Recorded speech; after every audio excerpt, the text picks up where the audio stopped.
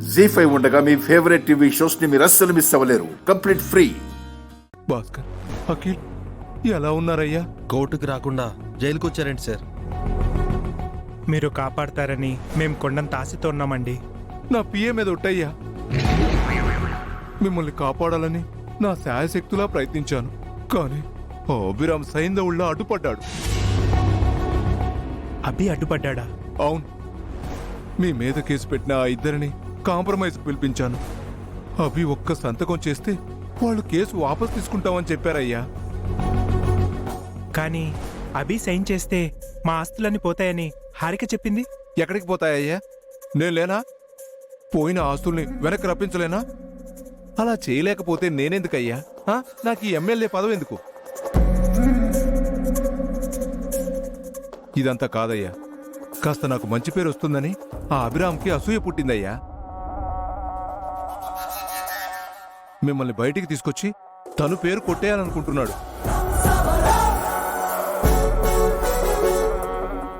ఆ పని నేను చేయకపోతే అడ్డుపడ్డాడు. మరీ అంత శాడిజం ఏంటయ్యా? తోడ పుట్టకపోయినా తను మీ బ్రదరే కదా, మీ మీద అంత పగెందుకు? అతనికి మేమంటే ఇష్టం లేదు. మేము అతని కాళ్ళ దగ్గర పడుండాలని అతని కోరిక. లైఫ్ లాంగ్ మమ్మల్ని తన బానిసల్ని చేసుకోవాలనుకుంటున్నాడు. నాకు అదే అనిపించింది. అభిలో ఈ యాంగిల్ నేను అసలు ఎక్స్పెక్ట్ చేయలేదు. వాడు ఫస్ట్ నుంచే తనే తెలివైనవాడు, తనే ఎక్కువ అని ఫీలింగ్ ఉంది సార్. ఆ సుపీరియారిటీతోనే మమ్మల్ని తక్కువ చేసేవాడు, చులకనగా చూసేవాడు. ఇంటికి పెద్ద కొడుకు నేనే అయినా తనే పెద్ద అన్నట్టు ప్రవర్తించేవాడు. ఇప్పుడు మ్యాటర్ అంతా అర్థమైంది భాస్కర్. ఆ అభిరామ్ మేకతోలు కప్పుకున్న పుల్లాంటి వాడు, తడిగుడ్డతో గొంతులు కోసే రకం.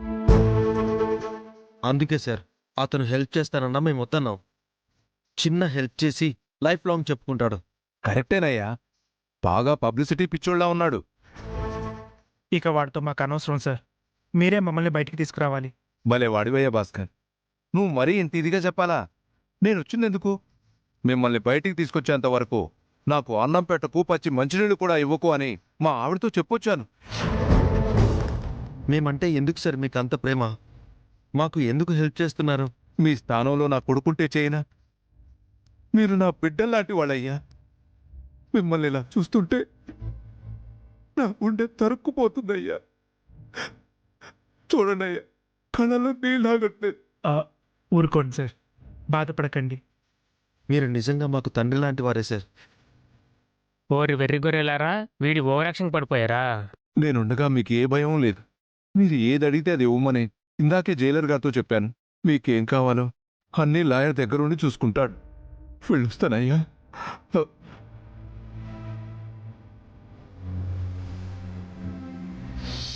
లేచింది నిద్ర లేచింది మహిళా లోకం, దద్దరిల్లింది పురుష ప్రపంచం. లేచింది నిద్ర లేచింది మహిళా లోకం.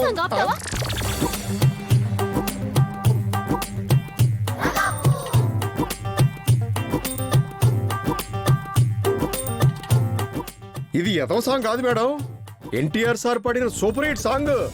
మీ లేడీస్ ని ఎంకరేజ్ చేస్తూ పడిన సూపర్ హిట్ సాంగ్.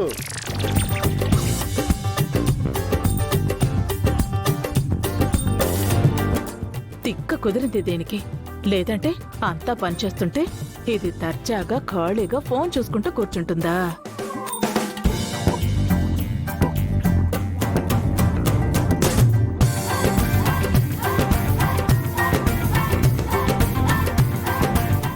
మేడం, ఆ చెమట తుడుచుకోండి. పిండిలో పడితే రేపు ఇడ్లీలు టేస్ట్ మారిపోతాయి.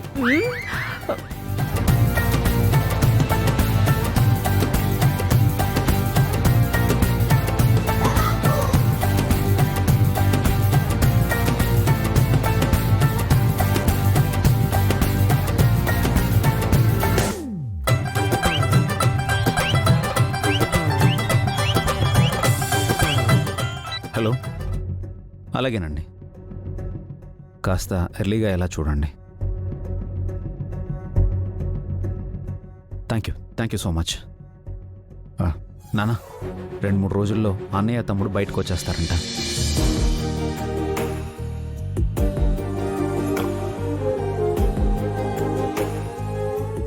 అంత హడావిడిగా బయటికి రావాల్సిన అవసరం ఏముంది? కొన్నాళ్ళు లోపలే ఉండని బుద్ధొస్తుంది.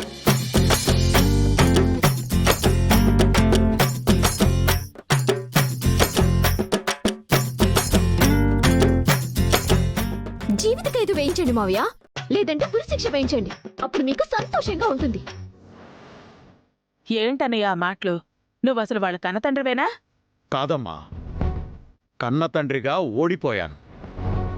వాళ్లకు నేను తండ్రిని కాకపోయినా బావుండేది.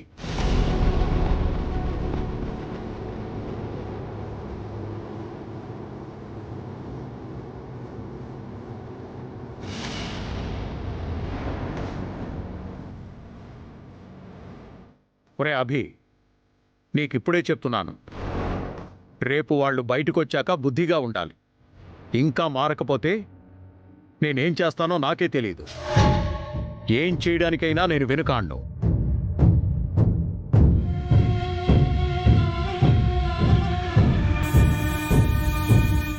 కన్న కొడుకులు ఏం చేస్తావనయ్యా?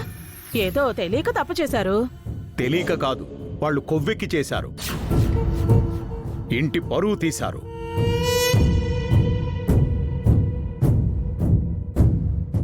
బ్రతకడం చేతకాక బజారున పడ్డారు. వీడు కాబట్టి భరిస్తున్నాడు. వాళ్ళు ఎంత అవమానించినా ఇంకా వాళ్ల కోసం రేయింబవళ్లు కష్టపడుతున్నాడు. వీడి స్థానంలో ఇంకెవరున్నా ఇదిగో ఈ హారిక చెప్పినట్టు ఆ ఇద్దరూ జీవితాంతం జైల్లో ఉండేవారు. నానా, మీరు అనవసరంగా ఆవేశపడకండి. ఏం రెస్ట్ అభి? నేను చచ్చాకే నాకు రెస్ట్.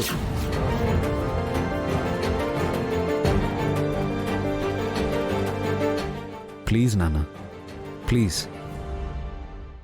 మేడం మేడం, త్వరగా కానివ్వండి, మీరు రుబ్బాల్సిన పిండి ఇంకా చాలా ఉంది.